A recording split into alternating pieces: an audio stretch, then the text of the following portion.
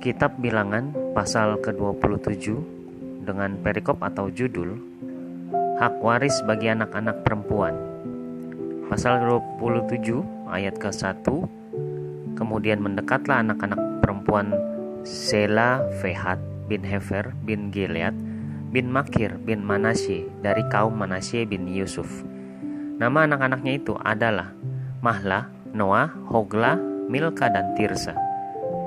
Kedua, dan berdiri di depan Musa dan Imam Eleazar dan di depan para pemimpin dan segenap umat itu dekat pintu kemah pertemuan serta berkata, ketiga, ayah kami telah mati di padang gurun, walaupun ia tidak termasuk ke dalam kumpulan yang bersepakat melawan Tuhan, ke dalam kumpulan Korah, tetapi ia telah mati karena dosanya sendiri dan ia tidak mempunyai anak laki-laki.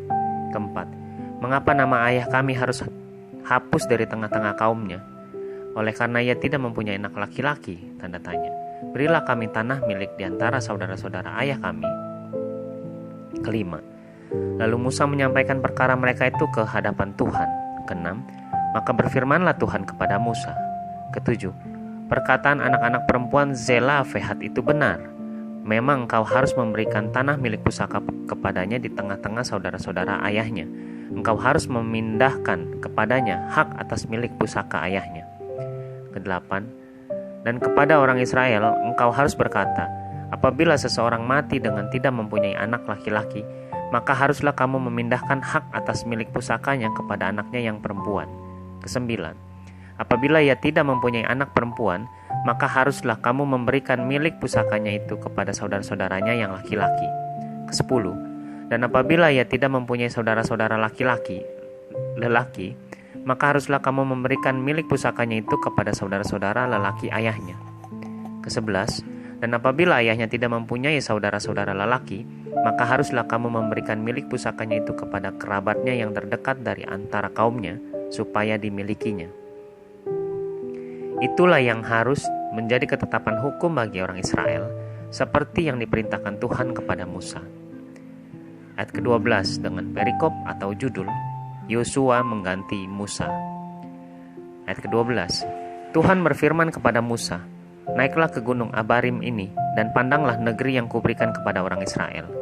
Ke-13, sesudah engkau memandangnya, maka engkau pun juga akan dikumpulkan kepada kaum leluhurmu, sama seperti Harun abangmu dahulu. Ke-14, karena pada waktu pembantahan umat di padang gurun Zin, kamu berdua telah memberontak terhadap titahku untuk menyatakan kekudusanku di depan mata mereka dengan air itu. Itulah mata air Meriba dekat Kades di padang gurun Zin. 15, lalu berkatalah Musa kepada Tuhan. Ke-16, biarlah Tuhan, Allah dari roh segala makhluk, mengangkat atas umat ini seorang. 17, yang mengepalai mereka waktu keluar dan masuk, dan membawa mereka keluar dan masuk, supaya umat Tuhan jangan hendaknya seperti domba-domba yang tidak mempunyai gembala.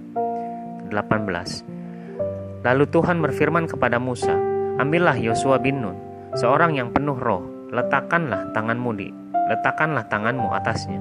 Ke-19, suruhlah ia berdiri di depan Imam Eleazar dan di depan segenap umat, lalu berikanlah kepadanya perintahmu di depan mata mereka itu. Ke-20, dan berilah dia sebagai sebagian dari kewibawaanmu, supaya segenap umat Israel mendengarkan dia. Ke-21, ia harus berdiri di depan Imam Eleazar, supaya Eleazar menanyakan keputusan Urim bagi dia di hadapan Tuhan. Atas titahnya mereka akan keluar dan atas titahnya mereka akan masuk, ia beserta semua orang Israel, segenap umat itu. Ke-22, maka Musa melakukan seperti yang diperintahkan Tuhan kepadanya. Ia memanggil Yosua dan menyuruh dia berdiri di depan Imam Eleazar dan di depan segenap umat itu. Lalu ia meletakkan tangannya atas Yosua dan memberikan kepadanya perintahnya, seperti yang diperintahkan Tuhan dengan perantaraan Musa.